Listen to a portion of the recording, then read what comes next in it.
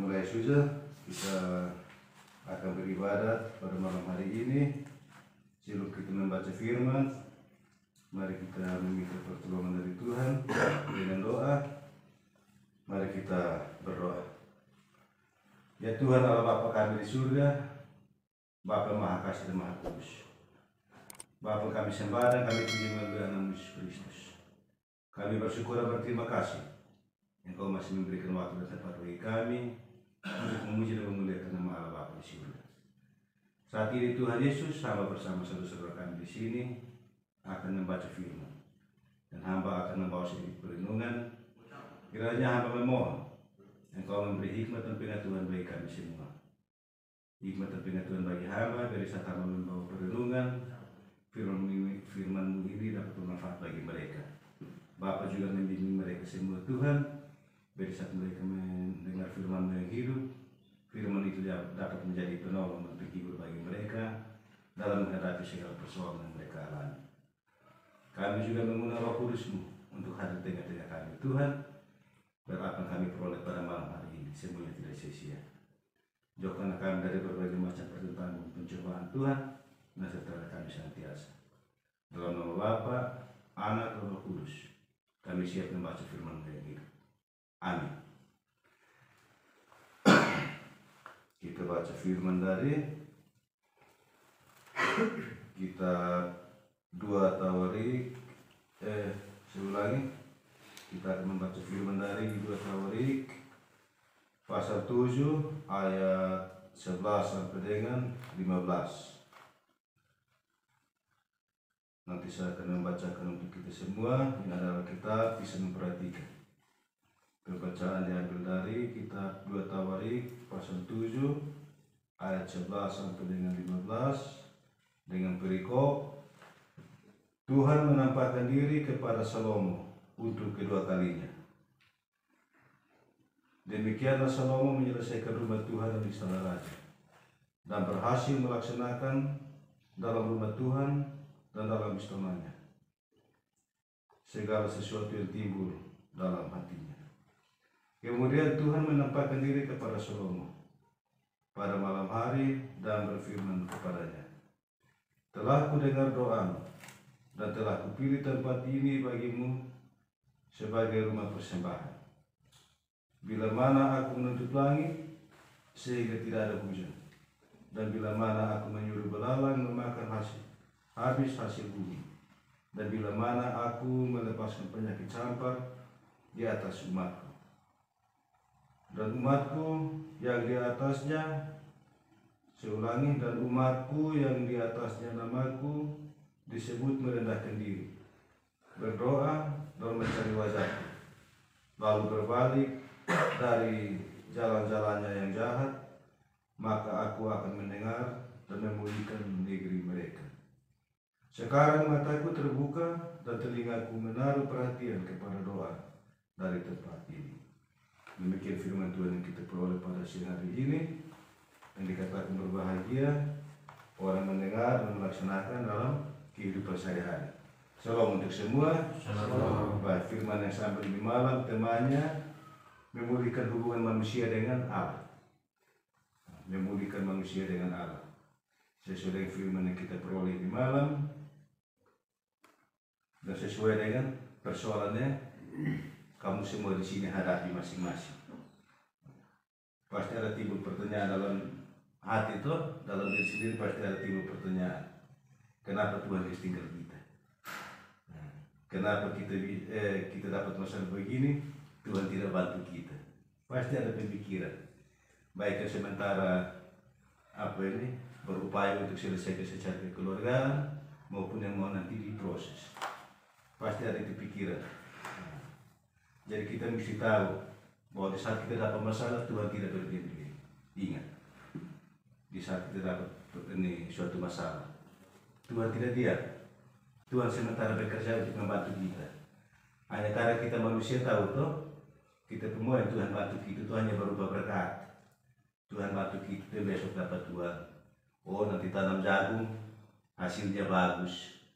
Oh, kalau ini tanam padi hasilnya bagus. Itu baru bilang Tuhan berbuat baik.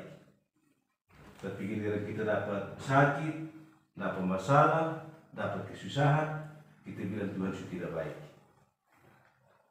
Jadi kita ingat bahwa saat kita dapat masalah, kita harus yakin bahwa Tuhan tidak meninggalkan kita. Saya ingatkan untuk kita semua yang ada di sini juga, bahwa ingat bahwa ini tempat bukan tempat untuk hukuman. Ini tempat untuk membantu kita. Tuhan pakai ini tempat untuk diingat kembali kita. Tuhan pakai ini tempat untuk kesadaran kita atau kita punya kekurangan yang selama ini kita belum berbuat untuk Tuhan. Tuhan ada berbuat kita untuk kita ingat kembali. Dan sampai kita di luar karena jarang sembahyang, di luar karena jarang ke gereja, ada misa atau ibadah di luar kita tidak pernah ikut. Ini saatnya Tuhan ada kesingat sekarang. Kamu hitung waktu selama di sini 1 hari, 1 kali 24 jam, apa yang kamu perbuat di sini kira-kira? Coba kamu ingat, 1 kali 24 jam, katakan ini hari, apa yang kamu perbuat? Kamu perbuat sesuai dengan kemauan roh atau kemauan tubuh yang paling banyak. Di dalam kita pun ada 2 bagian, roh dan tubuh. Yang kamu perbuat ini hari paling banyak untuk mana punya? Tubuh. Pasti kemauan tubuh tuh. Di samping itu kita mesti ingat, jangan hanya ingat kemauan tubuh, tapi harus ada keseimbangan dengan kemauan roh. Kalau kemauan roh itu tidak repot, tidak susah, cukup kita berdoa, cukup kita membaca firman, cukup kita beribadah. Beribadah itu kita doa sama-sama. Cukup kita melakukan kebaikan, cukup kita saling membantu satu sama lain. Itu kemauan roh. Kalau kemauan tubuh itu nanti bertentangan dengan kemauan roh. Katakan waktu kita masih di luar, roh kepingin ini mau ke gereja, tapi tubuh badan berat. Terakhir apa? Tidak jadi ke gereja. Ada orang sakit, kita pun dalam hati kasihan, tapi tubuh tidak mau membantu. Padahal ada uang di saku celana untuk membantu. Ada makanan sementara kita pegang untuk membantu. Roh berniat untuk membantu, tapi tubuh tidak mau. Tubuh bilang nanti saya bantu, habis semua makan bagaimana? Padahal kita baru makan habis. Itu tubuh mau. Jadi sekarang ini kita mau bikin bagaimana supaya kita bisa ada pemulihan. Kamu semua di sini bisa ada pemulihan antara kita dengan Tuhan Allah. Karena kita tahu selama ini kita berhubungan dengan Tuhan Allah mungkin kurang bagus. Ya, coba masing-masing sadar. Pasti selama ini kita berhubungan dengan Tuhan kurang bagus. Dari iman saja kita berdoa saja tidak betul. Jarang baca Alkitab lagi, itu hal kecil. Jarang beribadah. Membantu orang tapi dengan perhitungan. Membantu orang tapi berpikir untuk membalas kembali. Membiarkan orang yang perlu kita bantu. Jadi 3 hal yang kita ambil dalam ini firman ini malam. Ada 3 pertobatan yang bisa menatakan pemulihan atas hubungan manusia dengan Tuhan berdasarkan kitab 2 Tawarik pasal 7 ayat 14. Yang pertama itu pertobatan dari kesombongan. Kamu ingat ya, selama ini mungkin pernah dapat masalah, tapi tidak pernah dilapor ke kantor polisi, tidak pernah diproses. Pasti kamu semua bilang masalah biasa-biasa, selesai bisa urus. Masih ada kita pun kemauan tuh, kita pun kemampuan tuh selama ini. Kasus kecil saja. Jadi selama ini kita hanya andalkan kita punya kesombongan yang ada. Jadi ini kita diajarkan untuk apa? Harus merendahkan diri, jangan sombong. Kita diajarkan untuk itu. Karena di kitab Amsal 16 ayat 8 dia berbunyi demikian. Kecongkakan mendahului kehancuran dan tinggi hati mendahului kejatuhan. Dalam kitab Amsal pasal 16 ayat 8 ada kesingat kita. Kecongkakan mendahului kehancuran dan tinggi hati mendahului kejatuhan. Kecongkakan dengan tinggi hati itu artinya sombong. Saat itu ada waktu kita tapi kita tidak dengar, kita merasa bahwa kita di atas. saat kita minum mabok merasa kita paling hebat. Tidak bisa ada yang kontrol. Ada mau kontrol kita takut kembali. Kita pikir teguran, kita pikir tidak dapat fight kembali. Saat ini kita tinggal dengan pejabat, siapa mau bikin apa saya? Saya tinggal dengan pejabat, pasti orang takut. Oh saya ikut latihan ini lagi. Oh ini kalau mau bikin asa aja pikir, saya pekawan membayar. Belum ada yang pakai kuasa gelap. Oh dia nenek moyang lindungi dia. Oh dia belum ada lindungi dia. Belum lagi ada yang pakai pengacara. Ada masalah begini saya takut. Kok pengacara ada? Saya paling bayar aman. Dia tidak andalkan Tuhan, tapi dia andalkan diri sendiri dan andalkan dunia. Jadi pertama yang perlu kita lawan pertama itu tentang kesombongan. Yang kedua, pertobatan dari dosa menolak Tuhan. Di tadi yang kita baca tadi itu di kitab 22 Tawari 7 ayat 14 itu ada berbunyi demikian, berdoa dan mencari wajah. Berdoa dan mencari wajah. Berarti kita berdoa dan mencari Tuhan. Saatnya di tempat juga. Mungkin di luar karena banyak kesibukan toh, urusan keluarga banyak, urusan pemerintahan banyak, urus bisnis banyak, urus pekerjaan banyak, makanya kita lupa mencari Tuhan. Di tempat ini saatnya kita mencari Tuhan sudah. Kita perbaiki kita hubungan dengan Tuhan. Perbaiki sudah. Selama ini tidak betul, di tempat kita benahi supaya perbaiki. Karena kita ingat waktu di luar pasti apa? Di saat rasa nyaman, di saat rasa sehat, dia rasa saat tidak ada masalah, pasti kita rasa aman semua tuh, enak-enak tuh. Sekarang baru terasa, wih ternyata kita bikin begini juga, bisa masuk dalam ini share. Wih ternyata kita bikin ini bisa masuk di share. Kita tidak duga-duga tuh, wih ternyata saya bikin begini juga masuk share. Jadi tadi kedua itu pertobatan dari dosa menolak Tuhan. Karena apa? Kita berkeras hati, kita andalkan kita sendiri. Makanya kita menolak Tuhan, lupa Tuhan. Kalau kita menerima Tuhan itu berarti kita mesti setia dengan Tuhan. Setia dengan Tuhan itu mesti bagaimana? Rajin berdoa, sering-sering membaca Alkitab supaya bisa tahu pengetahuan yang ada dalam Alkitab, bisa tahu isi firman, sering ikut ibadah supaya ada renungan dari romo atau pastor, kita bisa ikuti. Amos pasal 5 ayat 6. Carilah Tuhan maka kamu akan hidup. Yang ketiga, pertobatan dari dosa perbuatan jahat. Di 2 Tawari pasal 7 ayat 14 juga ada berbunyi demikian. Lalu berbalik dari jalan-jalannya yang jahat. Maka aku akan mendengar dari surga dan mengampuni dosa mereka serta memulihkan negeri mereka. Di saat kita berbalik ke jalan yang benar, kita ikuti kehendak Tuhan, kita lakukan dalam kehidupan sehari-hari, maka Tuhan akan mendengar kita pun doa. Tuhan akan mengampuni kita pun doa, dan Tuhan akan memulihkan kita. Ini saatnya sekarang. Di saat kita mau berbalik, berpikir dengan masalah yang lalu biarlah berlalu sudah. Masalah sudah terjadi biar selesai sudah. Jangan berpikir untuk kita bawa ke depan. Jangan berpikir untuk ke besok lagi. Yang sekarang kita pikir ke besok ini untuk menghadapi. Bagaimana cara menghadapi. Yang kita pikir untuk besok ini. Terus mesti untuk besok berpikir juga harus untuk yang terbaik. Dalam satu kasus itu pasti diambil keterangan.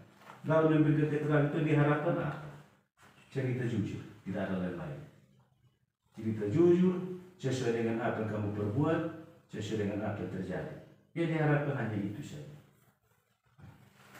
Kalau kamu rasa belum bisa kasih keterangan dengan jujur, minta di Tuhan. Tuhan ini saya mau jujur, tapi nanti saya takut hukuman berat lagi Tuhan. Tuhan saya mau jujur, tapi nanti keluar orang marah lagi. Tuhan saya mau jujur, tapi ada orang yang pengaruh saya ini bagaimana Tuhan? Minta di Tuhan supaya Tuhan kasih kamu ketenangan. Kasih dari Tuhan, Tuhan besok saya mau diperiksa, saya mau diambil keterangan, Tuhan hadir sama-sama dengan saya. Beri saat saya kasih keterangan, Roh Kudus yang membimbing saya. Kalau Roh Kudus yang membimbing berarti kita kasih keterangan dengan kejujuran. Tapi kalau kita masih keraskan hati, kita bilang, saya ada uang, jadi mau bersalah aman. Saya ada pakai pengacara 10 orang, jadi ini kasus kecil saja. Saya pun keluar orang besar semua, jadi ini kasus begini tidak dapat telepon saya aman. Hati-hati. Hati-hati. Nanti suatu kala ada kehidupan. Ingat, semua pekerjaan itu ada kehidupan. Kita berbuat baik ada kehidupan, berbuat jahat ada kehidupan. Saya kasih contoh, misalnya kita tanam jagung. Kita tanam tujuan untuk apa? Mau kasih makan sapi kok, atau kita mau dapat tipu hasil? Kalau mau kasih makan sapi, dia baru baru umur 1 bulan potong sudah. Belum ada ular, tapi kalau untuk kita mau makan, berarti mesti rawat. Sampai dengan kita panen. Nah, rawatnya bagaimana? Mesti tofa. Bersihkan rumput. Itu cara rawatnya begitu. Mau tipu hasil lebih bagus, bila perlu kita tambah pupuk sedikit.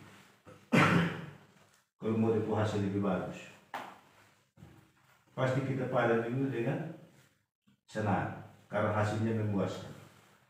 Nah, ini kalau kita tanam jagung, rumput itu sama tinggi dan jagung, kira-kira bagaimana tipu hasil?